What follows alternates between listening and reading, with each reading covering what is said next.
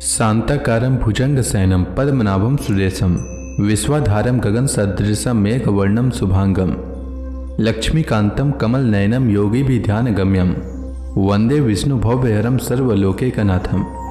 मंगलम भगवान विष्णु मंगलम गरुड़ध्वज मंगलम पुंडरीकाक्ष मंगलाय तनोहरि। ओम नमो भगवते वासुदेवाय। आज का दिन आप सभी के लिए मंगलमय हो। आइए सुनते हैं ज्येष्ठ मास कथा का 8वां अध्याय। श्री सुखदेव जी कहते हैं, परीक्षित, उस समय ब्रह्मा, शंकर आदि देवता, ऋषि और गंधर्व श्री हरि भगवान के इस कर्म की प्रशंसा करने लगे तथा उनके ऊपर फूलों की वर्षा करने लगे।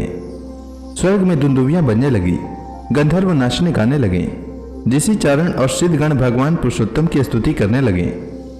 इधर वह ग्रह तुरंत ही परम आश्चर्य में दिव्य शरीर से संपन्न हो गया। यह ग्रह इसके पहले हु नाम का एक श्रेष्ठ गंधर्व था। देवल के शाप से उसे यह गति प्राप्त हुई थी। अब भगवान की कृपा से वह मुक्त हो गया। उसने सर्वेश्वर भगवान के चरणों में सिर रखकर प्रणाम किया। इसके बाद वह भगवान के सुयश का गान करने लगा। वास्तव में अविनाशी भगवान ही सर्वश्रेष्ठ कीर्ति से संपन्न है। उन्हीं के गुण और मनोहर लीलाएं गान करने योग्य हैं। भगवान की कृपा पूर्ण स्पर्श से उसके सारे पाप ताप नष्ट हो गए। उसने भगवान की परिक्रमा करके उनके चरणों में प्रणाम किया और सबके देखते देखते अपने लोक की यात्रा की। गजेंद्र भी भगवान का स्पर्श प्राप्त होते ही अज्ञान के बंधन से मुक्त हो गया। उसे भगवान का ही रूप प्राप्त हो गया। वह पीताम्बरधारी एवं चतुर्भुज बन गया। गजेंद्र पूर्व जन्म में द्रविड़ देश का पांड्य वंशी राजा था। उसका नाम था इंद्रद्युम्न। वह भगवान का एक श्रेष्ठ उपासक एवं अत्यंत यशस्वी था।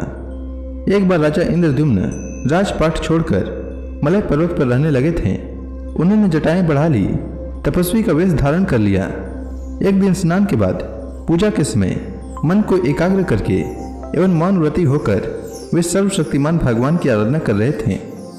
उसी समय देव योग से परम यशस्वी अगस्त्य मुनि अपनी शिष्य मंडली के साथ वहां आ पहुंचे। उन्होंने देखा कि यह प्रजापालन और गृहस्थोचित अतिथि सेवा आदि धर्म का परित्याग करके तपस्वियों की तरह एकांत में चुपचाप बैठकर उपासना कर रहा है। इसलिए वे राजा इंद्रद्युम्न पर क्रुद्ध हो गए। उन्होंने राजा को यह शाप दिया, इस राजा ने गुरुजनों से शिक्षा नहीं ग्रहण की है, अभिमानवश परोपकार से निवृत्त होकर मनमानी कर रहा है। ब्राह्मणों का अपमान करने वाला यह हाथी के समान जड़ बुद्धि है। इसलिए इसे वही घोर अज्ञान में हाथी की योनि प्राप्त हो।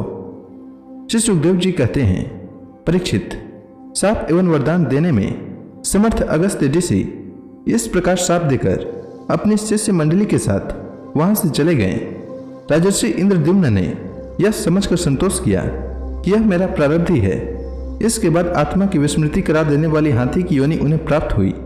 परंतु भगवान की आराधना का ऐसा प्रभाव है कि हाथी होने पर भी उन्हें भगवान की स्मृति हो ही गई।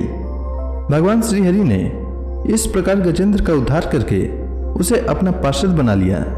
गंधर्व, सिद्ध, देवता उनकी इस लीला का गान करने लगे और वे पार्षद रूप गजेंद्र को साथ ले गरुड़ पर सवार होकर अपने अलौकिक धाम को चले गए। कुरुवंश शिरोमणि परीक्षित, मैंने भगवान श्री कृष्ण की महिमा तथा गजेंद्र के उद्धार की कथा तुम्हें सुना दी।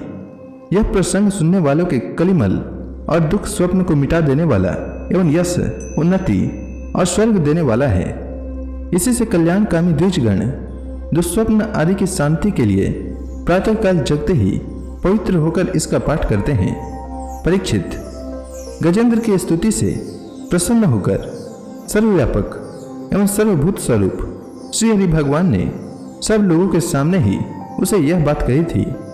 श्री भगवान ने कहा, जो लोग रात के पिछले पहर में उठकर इंद्रिय निग्रह पूर्वक एकाग्र चित्त से मेरा, तेरा तथा इस सरोवर, पर्वत एवं कंदरा, वन, बेंत, कीचक और बांस के झुरमुट, यहाँ के दिव्य वृक्ष तथा पर्वत शिखर, मेरे ब्रह्मा जी और शिव के निवास स्थान, मेरे प्यारे धाम क्षीरसागर, प्रकाश में श्वेतद्वीप, श्रीवत्स, कौस्तुभमणि, वनमाला, मेरी कौमुद की गदा, सुदर्शन चक्र, पांचजन्य शंख, पक्षीराज गरुड़, मेरे सूक्ष्म कला स्वरूप शेष जी, मेरे आश्रय में रहने वाली लक्ष्मी देवी, ब्रह्मा जी, देवर्षि नारद, शंकर जी तथा भक्तराज प्रहलाद, मत्स्य, कच्छप, वराह आदि अवतारों में किए हुए मेरे अनंत पुण्यमय चरित्र, सूर्य, चंद्रमा, अग्नि, ओमकार, सत्य, मूल प्रकृति, गौ, ब्राह्मण, अविनाशी सनातन धर्म, सोम, कश्यप और धर्म की पत्नी दक्ष कन्याएं,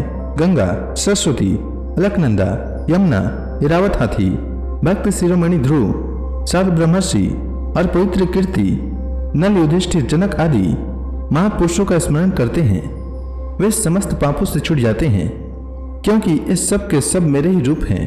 प्यारे गजेंद्र, जो लोग ब्रह्म मुहूर्त में जागकर तुम्हारी की हुई स्तुति से मेरा स्तवन करेंगे, मृत्यु के समय उन्हें मैं निर्मल बुद्धि का दान करूंगा।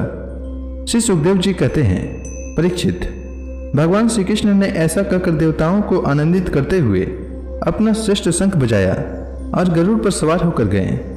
तो इसी के साथ यह अध्याय समाप्त हुआ। इसके आगे की कथा मैं कल के अध्याय में सुनाऊंगा। तब तक के लिए भगवान हरि का नाम लेते रहें। तो प्रेम से बोलिए भगवान विष्णु की जय, श्री कृष्ण भगवान की जय, समस्त देवी देवताओं की जय।